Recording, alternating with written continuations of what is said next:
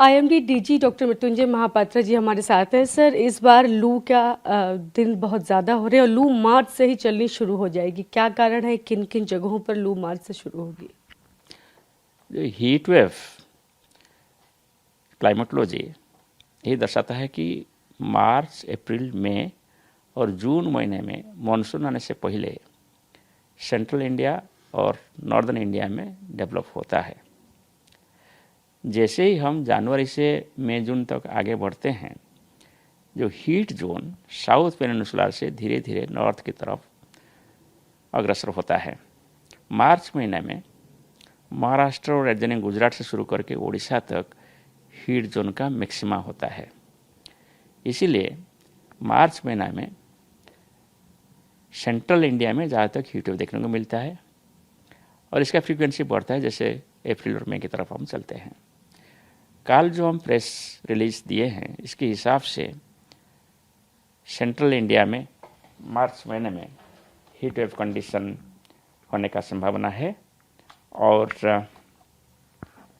ये जो heat wave condition आप देख रहे हैं यहाँ, ज़्यादा तक प्रोबेबिलिटी आपका नॉर्दर्न पार्ट्स ऑफ पेनिनसुला जैसे कि महाराष्ट्र, नॉर्थ कर्नाटक, तेलंगाना एरिया में और मध्य प्रदेश एरिया में, गुजरात रीजन में, साउथ राजस्थान में, इंटीरियर उड़ीसा और छत्तीसगढ़ में, नॉर्थ आंध्र प्रदेश में देखने का संभावना है। नॉर्मली इस एरिया में 2 से 4 दिन हीट वेव कंडीशन होता है मार्च महीने में, और इस बार ये हीट वेव कंडीशन एडिशनली 2 से 4 दिन होगा। इसका मतलब है कि इस एरिया में इस साल 4 से 8 डेज हीट वेव कंडीशन देखने को मिल सकता है। और ज़्यादा इसका प्रभाव interior parts of Maharashtra, Telangana का वेस्टर्न साइड और मध्य प्रदेश, गुजरात रीजन को देखने को मिल सकता है। और जैसे हम सीजन की बात करें, पूरी सीजन जैसे मार्च टू मई की बात करें, तो entire heat core zone Punjab, Haryana, Rajasthan से शुरू करके यहाँ गुजरात तक और वहाँ तेलंगाना, आंध्र प्रदेश, छत्तीसगढ़, उड़ीसा तक, मध्य प्रदेश, ये सभी एरिया में देखने को मिल सकता है। इसके साथ साथ उत्तर प्रदेश में भी हीट वेव कंडीशन देखने को मिल सकता है। नॉर्मली इस एरिया में मतलब आप कह रहे उत्तर प्रदेश में भी मार्च में हीट वेव कंडीशन? मार्च नहीं, सीजन की बात कर रहा हूँ। मार्च का पहले तो बता दिया, मार्च महीना में इंडो गैंजेटिक प्लेन्स में हीट वेव होने का संभावना कम है। नॉर्मली जितना होता है ऐसे होगा।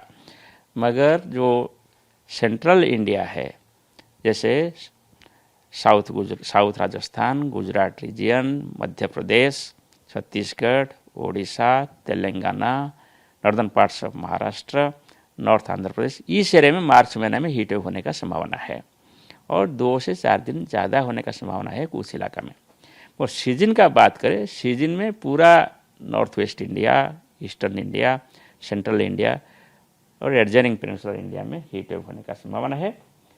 और ये हीट वेव नॉर्मली जितना होता है, इससे सीजन में 6 से 10 दिन ज़्यादा होने का संभावना है। 6 से 10 दिन ज़्यादा होने की संभावना है जी। और वो एरिया है specially Madhya Pradesh, Uttar Pradesh, Rajasthan, Punjab and adjoining areas.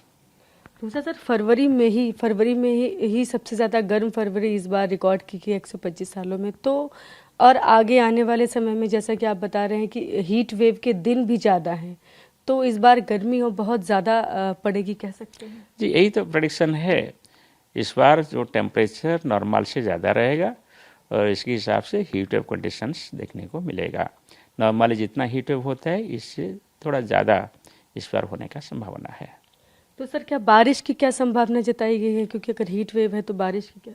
बारिश का पूर्वानुमान हम 1 महीने के लिए देते हैं और इस पूर्वानुमान के हिसाब से ये मार्च महीना में आपका साउथ पेनिनसुलर इंडिया यानी सदर्न महाराष्ट्र, साउथ तेलंगाना, आंध्र प्रदेश शुरू करके केरल और तमिलनाडु तक, उस एरिया में रेनफॉल नॉर्मल नहीं तो एबोव नॉर्मल होने का संभावना है। जबकि नॉर्थ वेस्ट इंडिया और सेंट्रल इंडिया में रेनफॉल, एडजॉइनिंग सेंट्रल इंडिया में बिलो नॉर्मल रेनफॉल होने का संभावना है।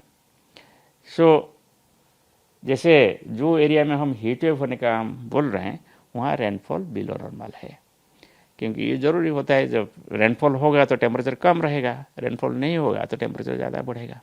जब इस बार हीट वेव ज़्यादा चलेगी तो इसका मतलब है कि इसका असर फसलों पर भी पड़ेगा, उसको भी नुकसान हो सकता है। कभी भी जब हीट वेव कंडीशन डेवलप होता है, इसका इम्पैक्ट सिर्फ ह्यूमन बींग के ऊपर नहीं मगर लाइफ स्टॉक के ऊपर भी होता है, और जो हमारा फार्मिंग कम्युनिटी है उनको भी इम्पैक्ट होता है, और जो हमारा डिफरेंट टाइप्स ऑफ वेजिटेबल्स हो गया कि हॉर्टिकल्चर हो गया कि स्टैंडिंग क्रॉप्स जो भी होता है इसके ऊपर इसका इम्पैक्ट होता है, मगर वो इम्पैक्ट अलग अलग होता है।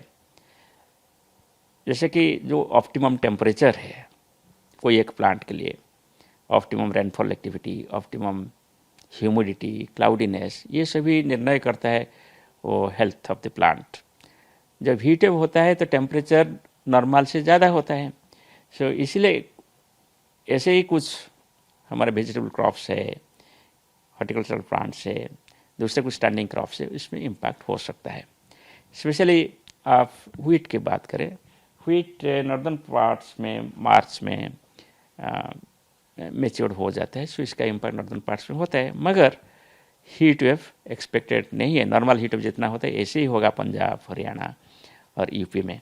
इसलिए जो मेजर व्हीट डेवलपमेंट होता है वहाँ, उसमें इसका ज़्यादा इम्पैक्ट नहीं होगा, मगर जो स्टैंडिंग व्हीट से मध्य प्रदेश वगैरह में है इसके ऊपर कुछ हद तक इम्पैक्ट हो सकता है, मगर ज़्यादा तक व्हीट हार्वेस्ट माने मेच्योरिटी आ जाता है फरवरी महीना में उस एरिया में, और जो भी रह जाएगा इसके ऊपर इम्पैक्ट हो सकता है। दूसरा सर, अगर मैं बात करूँ दिल्ली एनसीआर के आसपास का भी रीजन की खास तौर पे, तो उसमें मार्च तक कितना अधिकतम तापमान जाने की संभावना है? मार्च में हीट वेव कंडीशन एक्सपेक्टेड नहीं है दिल्ली में और एनसीआर एरिया में। मैं इसीलिए सर तापमान पूछ रही, लगभग कितना अधिकतम जा सकता है? ऐसे कोई तापमान जो हम प्रेडिक्ट किए हैं वो तो एबो नॉर्मल टेम्परेचर प्रेडिक्ट किए हैं, मगर कोई हीट वेव कंडीशन डेवलप होने का संभावना नहीं है। अच्छा, और यहाँ पर अप्रैल से लगभग कहेंगे कि हम तापमान और ज़्यादा बढ़ने फिर शुरू हो जाएगा अप्रैल मई जून तक? जो हम प्रेडिक्ट किए हैं वो मार्च महीने के लिए प्रेडिक्ट किए हैं। अच्छा, और पूरा सीजन के लिए प्रेडिक्ट किए हैं एवरेज टेम्परेचर कैसे रहेगा। अप्रैल में टेम्परेचर कैसे होगा इसका प्रेडिक्शन 1 अप्रैल में दिया जाएगा। मई में प्रेडिक्शन, मई का फोरकास्ट टेम्परेचर का 1 मई में दिया जाएगा। So like that. अभी हम अप्रैल और मई महीने का टेम्परेचर प्रेडिक्ट नहीं किए हैं। Thank you so much sir. तो ये DGIMT डॉक्टर मृत्युंजय महापात्रा जी बता रहे हैं कि किस तरह का रहेगा मार्च के महीने का तापमान, उसका उन्होंने पूर्वानुमान बताया। तो इस बार गर्मी ज़्यादा पड़ेगी, हीट वेव के दिन भी ज़्यादा हैं, इसलिए थोड़ा तैयार रहिए और ज़्यादा गर्मी के लिए। कैमरा पर्सन विपुल के साथ में शालिनी वाजपेयी, TV9 भारत, दिल्ली।